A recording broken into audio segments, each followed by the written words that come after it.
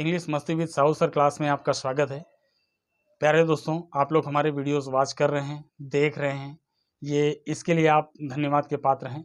प्यारे दोस्तों, आज की इंग्लिश क्लास में हम आप लोगों के साथ एक विशेष प्रकार के रूल शेयर करने जा रहे हैं जो दिखने में एक्टिव वॉइस होते हैं लेकिन वो होते पैसिव वॉइस में। इसके अलावा आप इनमें महत्वपूर्ण प्रीपोजिशंस जैसे कुछ निश्चित शब्द होते हैं जिनके बाद वही प्रीपोजिशन आते हैं, तो इस प्रकार के वाक्यों को भी समझने की कोशिश करते हैं।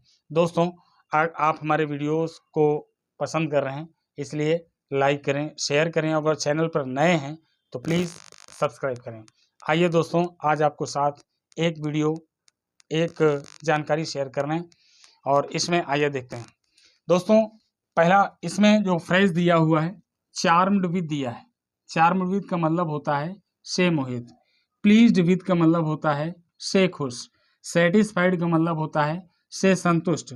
से फिल्ड विद का मतलब होता है से भरा। Made of, made from, made in, का बना या से बना। डिसअपॉइंटेड एट, निराश, से निराश होता है। दोस्तों, इस प्रकार के जो शब्द होते हैं ये प्रायः प्रीपोजिशन भरने में आ जाते हैं।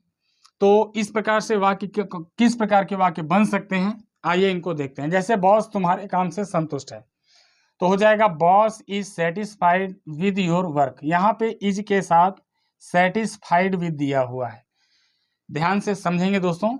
Boss is satisfied with your work. इसके बाद आप हमारे शिक्षण से खुश हैं। ओके दोस्तों, तो you are pleased with our teaching. You are pleased with our teaching. यह बाल्टी दूध से भरी है। This bucket is filled with milk. Filled with milk दोस्तों, अर्थात यह बाल्टी दूध से भरी है। प्यारे दोस्तों, ये वाक्य दिखने में बिल्कुल एक्टिव वॉइस लग रहे हैं लेकिन रियलिटी में ये पैसिव वॉइस में होते हैं। अगर आप किसी भी कॉम्पिटिटिव एग्जाम जैसे यूपी टेट है, सी टेट है, तो वहां पर 1 या 2 नंबर का प्रीपोजिशन भरने के लिए क्वेश्चन जरूर आता है। तो उसके लिए भी अगर आप तैयारी कर रहे हैं तो ये कहीं ना कहीं आपको बेनिफिशियल सिद्ध होंगे, क्योंकि याद रखें चार्म्ड के बाद हमेशा विद आएगा, प्लीज्ड के बाद विद आएगा, सेटिस्फाइड विद होगा और फिल्ड विद होगा, डिसगस्टेड विद होगा। दोस्तों, इनके पश्चात विद प्रीपोजिशन का प्रयोग किया जाता है। तो इसी प्रकार से this bucket is filled with milk, समझ रहे हैं दोस्तों, यह बाल्टी दूध से भरी है। अब अगर अन्य कोई वाक्य बनाना है तो क्या बनाएंगे, यह गिलास पानी से भरा है। This glass is filled with water. समझ रहे हैं दोस्तों, इस तरह से इसको बनाना है। अब जैसे आप हमारे शिक्षण से खुश हैं तो you are pleased with our teaching. समझ रहे हैं दोस्तों, अगर आपको अन्य किसी प्रकार से वाक्य बनाने हैं तो आप बना सकते हैं। जैसे मैं अपने पापा से बहुत प्रसन्न हूँ। I M pleased with my father. I am pleased with my father. अगर वाक्य है कि मैं अपने मित्र से बहुत प्रसन्न हूँ, I M pleased with my friend. Clear दोस्तों, इस तरह से ये वाक्य आप बना सकते हैं। अगला वाक्य देखते हैं, शराब अंगूर से बनती है। देखेंगे, शराब अर्थात wine is made from grapes. Wine is made from grapes, समझ रहे हैं दोस्तों, अर्थात मेड के बाद यहाँ पे फ्रॉम लगा हुआ है। उसी के सामने वाक्य लिखा है, यह कुर्सी लकड़ी की बनी है, तो क्या हो जाएगा, this chair is made of would. समझ रहे हैं दोस्तों, यहाँ पर देखेंगे कि मेड के बाद ऑफ लगा है और यहाँ पे मेड के बाद फ्रॉम लगा है।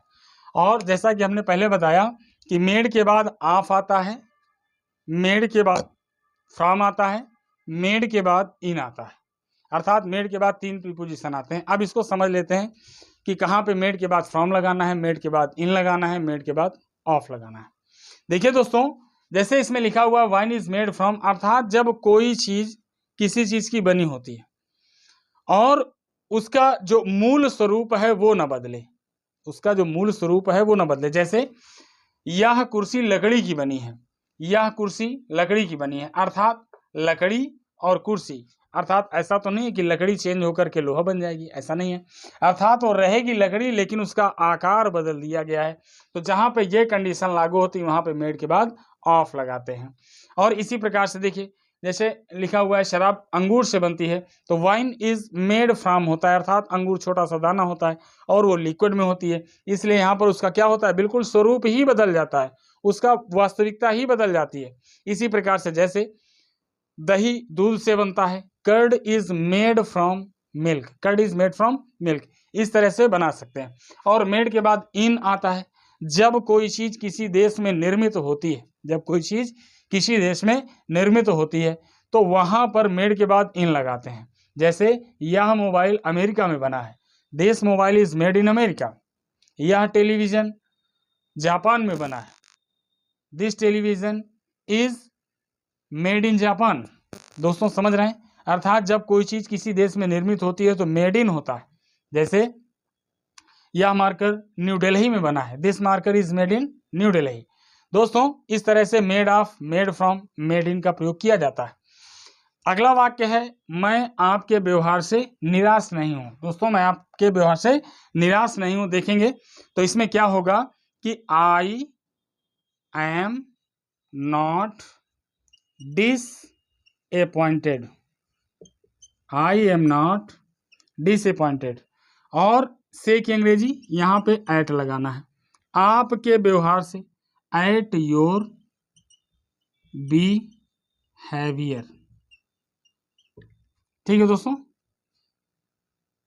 बिहेवियर, एट योर बिहेवियर, यहाँ पे डिसअपॉइंटेड के बाद एट आता है। याद रखेंगे कि जैसे सरप्राइज्ड होता है, सरप्राइज्ड के बाद हमेशा एट आता है, एस्टोनिश्ड के बाद हमेशा एट आता है, वेक्स्ड के बाद हमेशा एट आता है, डिसअपॉइंटेड के बाद एट आता है।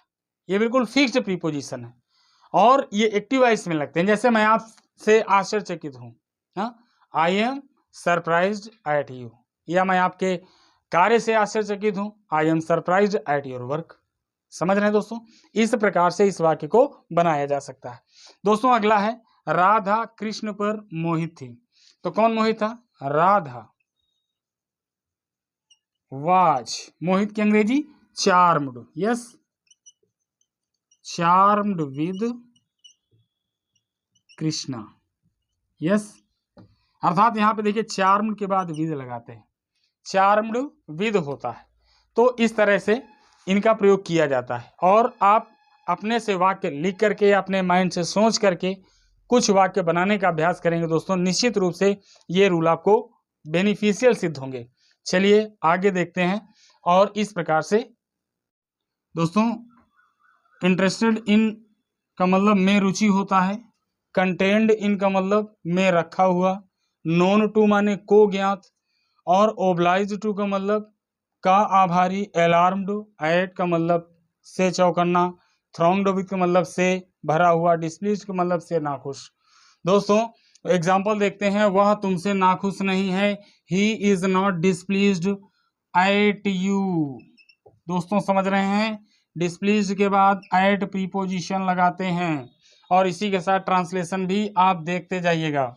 आगे है, वह अपने काम पर चौकन्ना है, वह है, ही इज चौकन्ना, अलार्म्ड, यस दोस्तों अलार्म्ड। अलार्म्ड के बाद एट प्रीपोजिशन आएगा, अर्थात एट और अपने कार्य पर, his work, yes, he is alarmed at his work. अगला वाक्य है, मुंबई से आया मेरा दोस्त, दोस्त को सलाम करो। दोस्तों देखते हैं, मुंबई से आया मेरा दोस्त, कौन आया, मेरा दोस्त आया, माई फ्रेंड। समझ रहे हैं दोस्तों, माई फ्रेंड आया, केम, CAME, मुंबई से, फ्रॉम मुंबई, अर्थात केम फ्रॉम मुंबई। और दोस्त को सलाम करो, अर्थात salute, salute the friend, salute the friend. दोस्तों समझ में आया होगा, मुंबई से आया मेरा दोस्त, दोस्त को सलाम करो, अर्थात my friend came from Mumbai, salute the friend. दोस्तों एक चीज याद रखेंगे, यहाँ पे केम फ्रॉम आया है, अर्थात फ्रॉम का मतलब भी से होता है। जब कोई व्यक्ति या वस्तु किसी स्थान से अलग होता है तो वहाँ पे जिस स्थान से अलग होता है वहाँ पर फ्रॉम लगाते हैं। जैसे प्रिवेंट के बाद प्रायः फ्रॉम का प्रयोग किया जाता है। डिफर के बाद या डिफरेंट के बाद फ्रॉम का प्रयोग किया जाता है। इस्केप के बाद फ्रॉम का प्रयोग किया जाता है। इस्केप्ड फ्रॉम होता है दोस्तों। तो इस तरह से यहाँ पर फ्रॉम का प्रयोग किया जाता है। और जब कोई व्यक्ति किसी स्थान की नज़दीकी बनाता है या समीपता प्रकट करता है तो उस स्थान के साथ विद का टू का प्रयोग किया जाता है। किसका प्रयोग करते हैं दोस्तों? टू का प्रयोग करते हैं। आगे देखते हैं, यह कमरा विद्यार्थियों से भरा है। This room is thronged. Thronged के बाद प्रीपोजिशन क्या आएगा दोस्तों? विद आएगा, विद द स्टूडेंट्स। समझ रहे हैं दोस्तों? अर्थात थ्रॉन्ग्ड के बाद कौन सा प्रीपोजिशन लेना है? विद लेना है। दोस्तों ये चीज आपको समझ में आया होगा। इसके बाद को ज्ञात की बात करें, जैसे यह स्थान तुमको ज्ञात है। This place is known to you होता है। This place is known to you होता है। मैं आपका आभारी हूँ। I am obliged to you. मैं आपका आभारी हूँ। I am obliged to you. इस तरह से ओब्लाइज के बाद हमेशा टू आता है और नोन के बाद टू आता है। और नोन का मतलब को ज्ञात होता है। को अज्ञात आ जाए तो अननोन लगाएंगे। जैसे यह स्थान अज्ञात है। This place is unknown. This place is unknown. और इंटरेस्टेड इन, मुझे इस मूवी में रुचि है। अर्थात इंटरेस्टेड इन का मतलब क्या होता है? में रुचि। समझ रहे हैं दोस्तों? मुझे इस फिल्म में रुचि है। I am interested in this movie. तुम्हें इस गाने में रुचि है। You are interested in this song. Content का मतलब होता है में रखा हुआ, में रखा। अर्थात ये किताबें बक्से में रखी हैं। These books are content in this box. समझ रहे हैं दोस्तों? These books are content in this box. इस तरह से इंटरेस्टेड के बाद इंटरेस्टेड, कंटेंट के बाद इन लगाएंगे। नोन और ओब्लाइज के बाद टू लगाएंगे। अलार्म्ड, डिस्प्लीज्ड, इनके बाद एट लगाते हैं। सरप्राइज्ड के बाद, एस्टोनिश्ड के बाद एट लगता है। थ्रॉन्ग के बाद विद लगाते हैं। दोस्तों आइए आगे देखते हैं।